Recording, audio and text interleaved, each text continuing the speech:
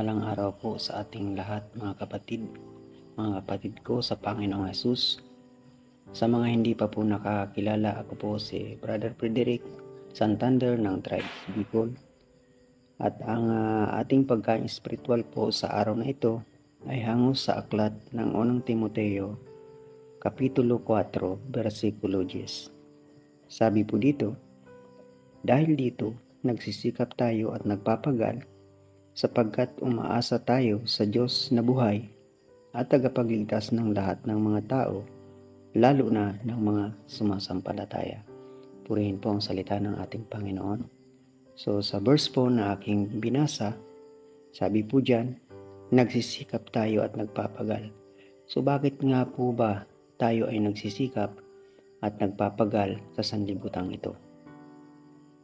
Sapagkat ginagawa po natin iyon upang maging kalugod-lugod tayo sa ating Panginoon, upang maging mabuting lingkod tayo ng Panginoong Hesukristo, at upang makamtan natin ang ating inaasam-asam na kaligtasan na nagmumula sa Panginoon, ang buhay na walang hanggan na tanging ang Panginoong Hesukristo lamang ang nagbigay sa atin.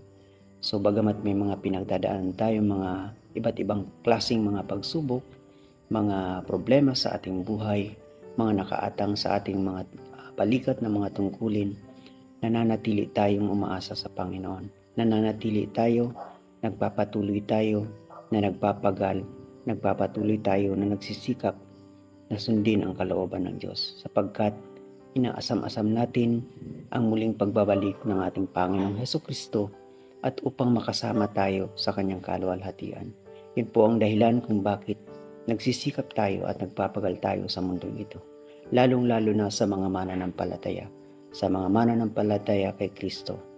Hindi po ibig sabihin na tayo'y mananampalataya na ay hindi tayo dadaan ng anumang mga problema o ng anumang mga circumstances sa ating buhay. Kahit tayo mga mananampalataya na, so mas tayo pa ang pinupuntirya ng kaaway.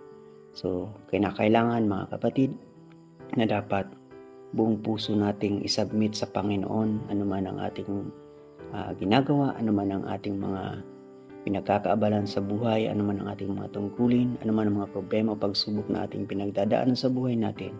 Napakalaga po na buong puso nating ipagkatiwala sa Panginoon ang lahat. Isubmit natin, unahin lagi natin ang Panginoon. Napakalaga po na magpatuloy tayo sa paglilingkod sa ating Panginoong Hesukristo, upang sa ganun ay makamtan natin ang inaasam natin na kaligtasan, makamtan natin na sa kanyang pagbabalik ay makasama tayo sa kanyang kaluwalhatian, makamtan natin ang buhay na walang hanggan, na walang ibang nagbigay sa atin kundi tanging ang Panginoong Hesukristo lamang. Muli po, isang magandang umaga ang muli sa ating lahat. To God be the glory.